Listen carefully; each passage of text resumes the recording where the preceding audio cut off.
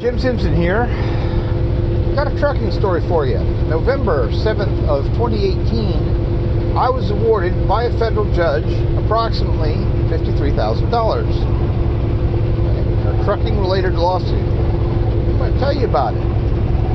And the other side appealed, by the way. And that appeal has just about run out. I should have a result pretty much any day now, definitely within a month or two. And not only will it be, well, according to my lawyer, it's a shoo-in. We're going to win the appeal for reasons I'm going to get into in the story. And second, the judge in the original decision put in a time bomb. He said that until they offer me my old job back, they got to keep paying $875 a week until they either pay me everything they owe me by the judgment, or they offer me my gig back. And they have not offered me my old job back. Instead, they appealed. And that's taken now about, 7 months now altogether. And it could run another month or two, but probably not much more than that. So by the time I get paid, because I'm also splitting attorney's fees with my lawyer. The deal I have with my lawyer is we take everything we win, attorney fees, punitive damages, back pay, everything. We put it into one lump pot. He gets 1/3, I get 2/3. Awesome. Not a bad deal, honestly. Yeah, okay. So,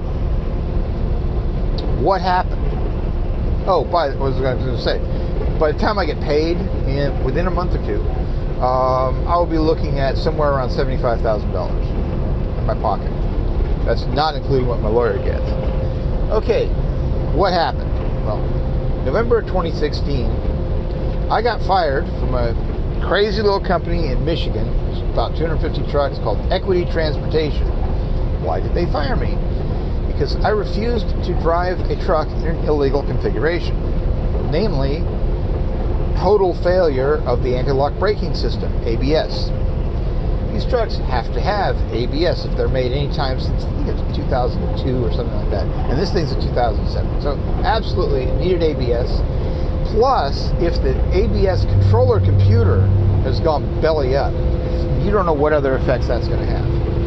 For all I knew, it could jam on all the brakes at freeway speeds. You can die. So let me tell you the whole story. I'm driving in Georgia, just dropped off a load in near Atlanta. I was heading back home to northern Alabama to spend a day or two home with the wife. Did not have my wife on the truck with me at that time. She was seeing some doctors. So, on my way, just left Atlanta, and my check ABS warning light comes on my dashboard. Oh, that's a pain. Okay. Don't know what it is yet. All you got is a repeating light. Called dispatch, and we agreed that on my way home I would stop by a Petro truck stop in Gadsden that is also, not only has a service bay, but they are a Freightliner authorized service station. They've got Freightliner service point, big letters all out in the front of the building, the repair building. And it's an old Freightliner truck, 2007, with over 1 million miles on it. Okay, get in there. They tweak this, play with that. I think they changed one sensor and some hoses. Played a little bit. All right, should be fine. Well, I got no more time to roll that day, so I sleep in their parking lot. Get up the next morning, driving about 5 feet, and the ABS warning light comes on again. Oh man, called this back. They haven't fixed it yet, guys. This is not my truck. It's a company truck. So the company's paying for all the bills. Great. Get back in there, see what's going on. So what they come up with is there's a total failure of the computer that runs the ABS system. The ABS master controller is dead. Oh, that's not good. Really not good. They ordered me to pick up a load in Tennessee and take it on back to Michigan, and they'll fix it back at their home base. Their own company repair shop, where they'll be able to fix it much cheaper and faster, they say. And I say, guys, got a problem, because now we've got a paper documented paperwork from the Petro truck stop. It says there's a total failure of the ABS master controller. So if I get pulled over in one of the inspection stations, they see that, I am in serious trouble, big fines. If I get in any kind of a crash, even if it's not my fault, I'm looking at a couple of years in federal prison. I am objecting to this plan, gentlemen. What the hell are you thinking? So they go, oh, we'll get back to you. So somebody else calls me. Look, why don't you just drive it to our other company repair bay in Atlanta, Georgia? I says, okay, so we've cut the risk from 600 miles worth of illegality to 125. Nice. We're going in the right direction, but gentlemen, it's still my butt on the line, and yours too if the problem crops up. Oh, we'll get back. So then he said, well, why don't you drive it to Freightliner at Birmingham? That's only 60 miles away. He says, rinse and repeat, okay? 60 miles, yeah, something could still go wrong, and if it does, I am completely screwed. Now, I knew that there are federal laws that protect truck drivers when a company orders you, the truck driver, to do something dangerous, stupid, or illegal. Okay? A trucker just got paid $180,000 recently, and they ordered him to give his job back because he was fired after refusing to drive in bad weather, near blizzard conditions in winter. A couple of years back, he said no, and so he got paid on that one. And I thought to myself, man, I'm looking at this stupid thing. By after the first time they tried to coerce me into doing something big time, plain letter of the law, illegal, I started recording every conversation on my phone. There's an app called Old Beast Recorder. So I start recording. Okay. So after 2 days of farting around with this, they finally sent a tow truck and haul it to Freightliner in Birmingham. Okay? Now, much drama ensues over the next 2 weeks. They make it very clear they're unhappy.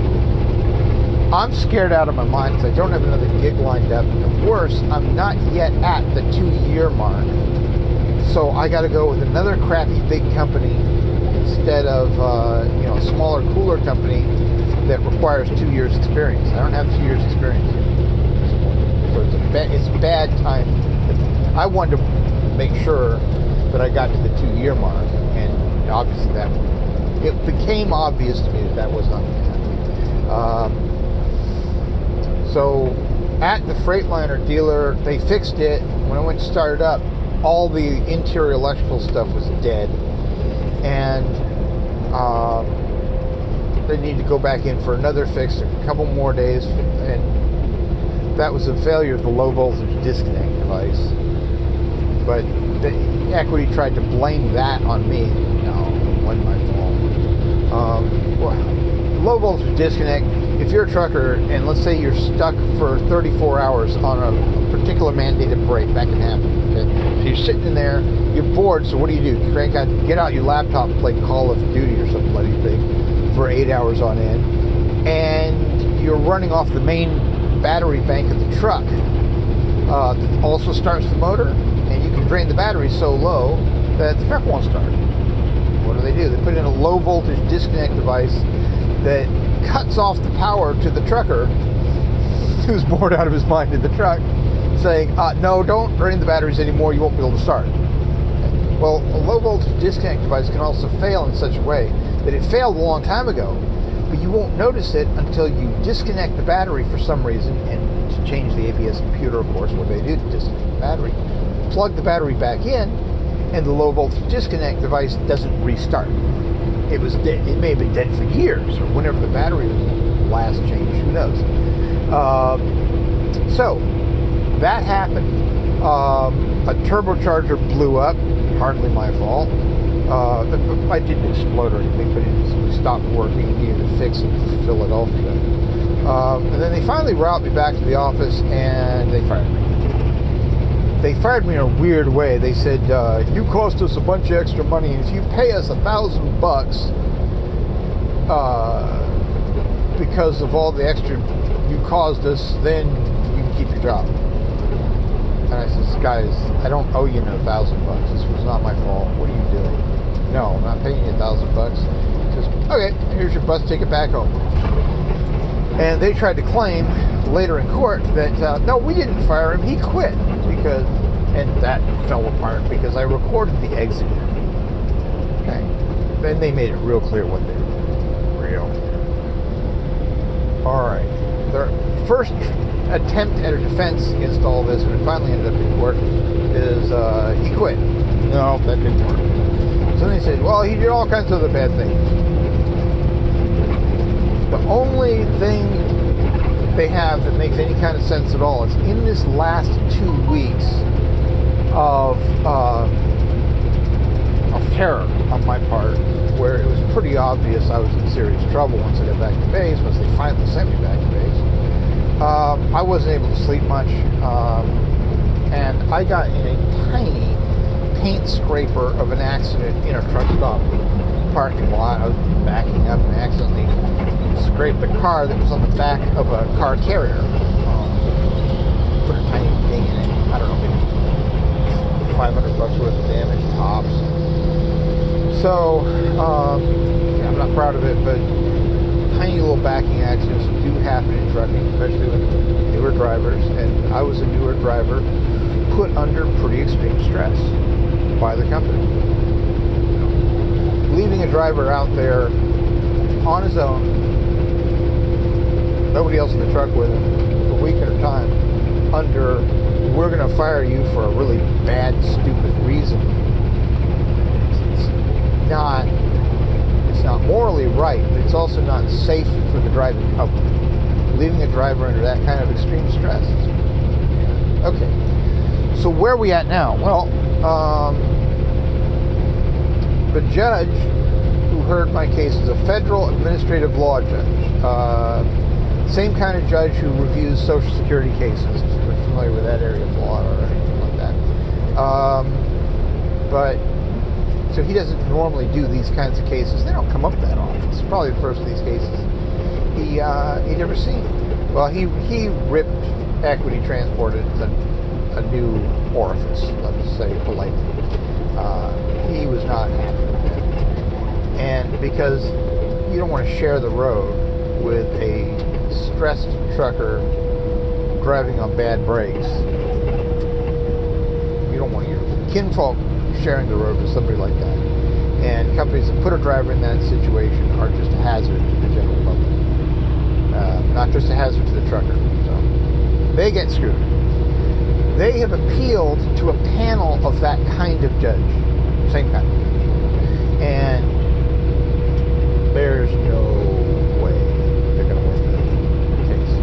I will include one of the audio links below. You can hear one of the conversations. This is one of the ones with the sound quality came out the best on the smartphone I had back then, and an early copy of Bold Beast Recorder.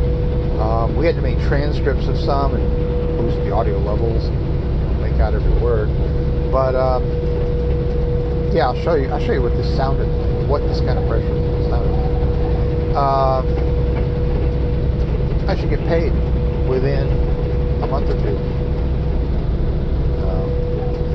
Which couldn't happen at a better time because I'm under a lot of financial stress. If you're aware, my wife, Dana Jo Simpson, has recently been diagnosed with breast cancer. They pulled out a lump. It wasn't big, thank the Lord. It's about, cover it with a quarter, kind of the size of a lump. And they pulled that out about a little over a week ago. And it was malignant. It was a bad one. But all the indications are it had not yet spread. Okay? Didn't get into nearby lymph nodes. Even the flesh surrounding the actual tumor, encapsulating it, that flesh was not infected with cancer. So, all good signs that it hadn't broken loose from a little jail that her body had put it in. But it would have eventually. Oh, it would have. So, we're under a lot of financial stress right now, but that money's going to help a lot. And truckers, let me make this real clear. There's two different rules against being coerced. First rule is something called the Surface Transportation Assistance Act. And it only applies to trucking companies. Okay? And you file an action under that federal law and you can get paid. When a trucking company orders you to do dangerous, stupid, illegal stuff and then fires you if you don't. And it protects you when you stand up for yourself. Okay? It doesn't protect you if you agree to do something illegal, dangerous, and stupid. You get busted for it. Or worse, you have a gigantic crash over it. And then it says, oh, well, that's on you because you are the captain of the ship. You're sitting in this seat that I'm in right now. Big old air ride that bounces. Okay? It is up to you to stand up for it. Now, there is a separate rule called the FMCSA coercion rule.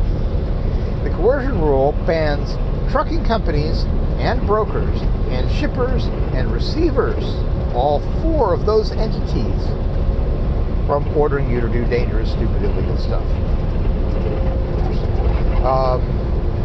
I may have a claim for that much more recently. It did not involve my trucking company. It involved the broker and the receiver. And I may tell you more about that. But you can file paperwork directly with the FMCSA. You don't even need a lawyer for a coercion claim case.